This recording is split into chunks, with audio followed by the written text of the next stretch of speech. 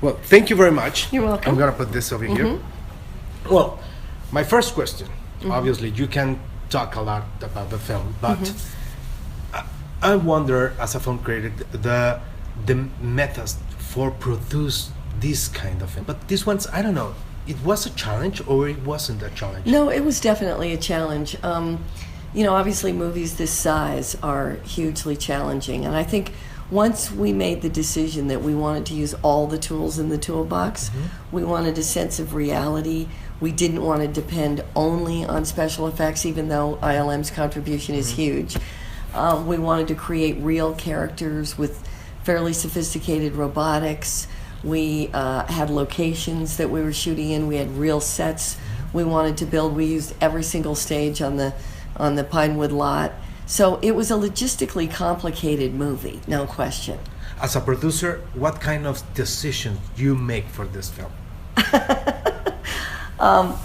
You can talk, please. No, just about, every decision imaginable. I mean, we have a fantastic team of people. I mean, the good news is I don't have to do this alone. I have JJ, I had a co-producer, Michelle Rejwan, who was fantastic.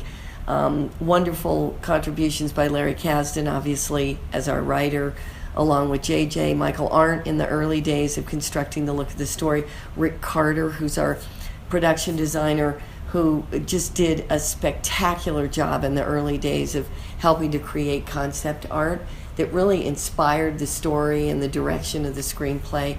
And I'm not naming 99.9% of the amazing people that came on board, but that I approach it in that collaborative way, because movies they're all about corralling ideas in service to a vision, and that's what you're trying to do. Is you need to, as succinctly and as simply as possible, identify the story you're telling, and then put all your focus around servicing that vision, because great movies at their core are simple, and that's hard to do.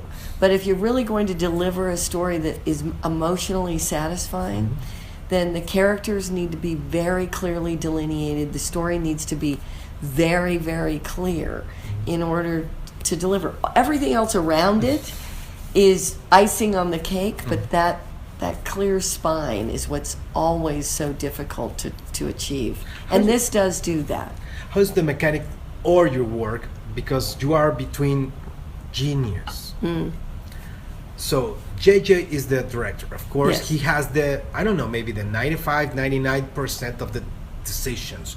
But you have in the other side George Lucas. It was to work with those versions, with those kind, I don't know. Well, I think there's nothing better than to be working with hugely talented people, and I've had the good fortune of working with a lot of them, whether it's George Lucas, JJ, Steven, or even John Williams. Yeah. And I think, the beauty of that is what you're trying to do is just provide the resources and the guidance to let them do what they do exceptionally well, and recognize what that is. And I think, the interesting thing is, it doesn't matter how much of a genius or how talented somebody is, the boundaries that are created around that are also really important. I think almost every creative person will acknowledge that.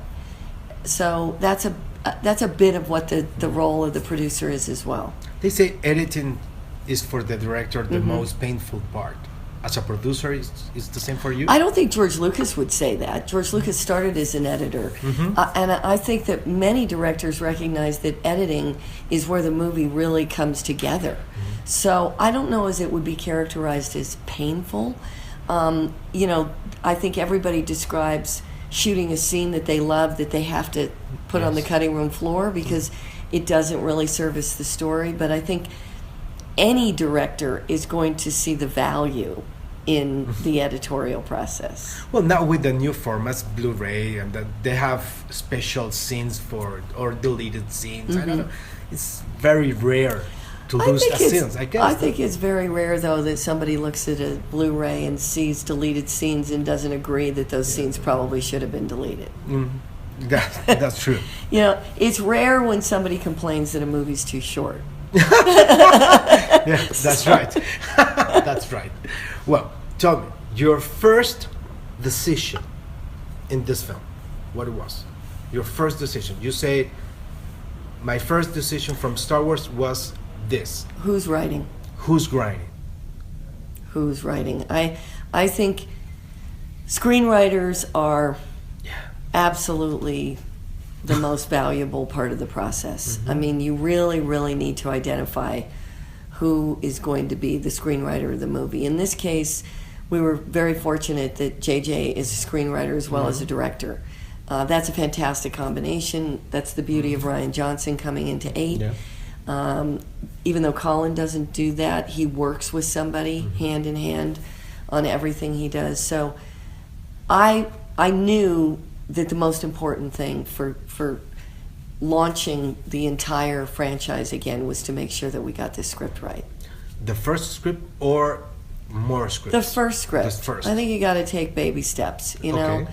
And if I think I would have become paralyzed if I looked at everything that needed to be done. I had to look at the first things that needed to be done. I also simultaneously I looked internally, and I made very, very early decisions about who was going to run our development group, because Lucasfilm had never had a development group. Yeah. And so I brought in a woman named Kiri Hart right from the beginning, who had worked with me for almost 15 years. And I brought her in. I also brought my head of production in, who had done Tintin with me over in New Zealand. And those were the first 2 people I hired and brought into the company. I knew them well, I trusted them. And Kiri began to build the story department, and Jason began to build the production department. And so my job was made much easier by having both of them, 2 people I knew and trusted to be a part of building the infrastructure for how we would then move forward. And Kiri's done a phenomenal job in starting to put together the narrative structure that allowed us to know what Rebels would be. It's allowed us to know what Battlefront was going to be inside the gaming area. She's worked very closely with what the theme parks are planning to do. And so that narrative drive, that story, if you will, so important to everything we do. That is huge, Kathleen. Yeah. Could you sleep? I sleep okay, actually. Yeah, maybe. Yes, of course. Can you tell me? Yes, I know. Perdón, I won't. Can you tell me how many treatments of the screen do you make? Well, we didn't really work that way. No? Because so many of us were sitting in a room with a whiteboard, and we were working off a structural outline for a long time. First act, second act, block punch, and that kind of stuff? And then JJ and Larry, when they began their process of, they talk a lot about their walking tours of Santa Monica and Paris. They did a lot of writing in Paris. And it really came out of conversation. Oh, that's right. Yeah. That's great. Yeah, it's really nice. How the Star Wars will be, I don't know, growing. Do you see an end for the Star Wars? No, I'm glad I don't. Because I think the sense of infinity is fantastic. Yes.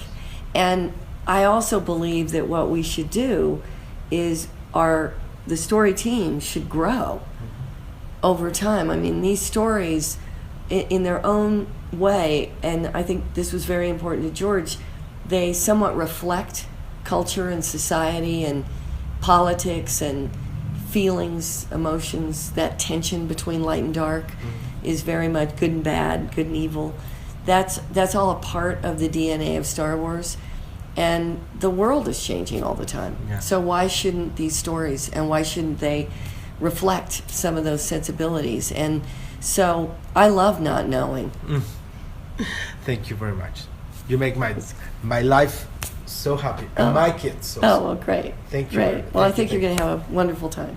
I spent the 7 minutes yesterday I was crying with my brother. That's great. That I'll listen with the Millennium Family. Thank you That's very much. Great. Gracias. Gracias. Chewie, we're home. Bueno, gracias por acompañarme. Si te gustó, ¿por qué no seguimos la conversación de cine? Así es de que pícale aquí. Y también te invito a que te inscribas en el canal de este lado. Ya sabes, cualquier comunicación más directa, estas son mis redes sociales. Que estés bien.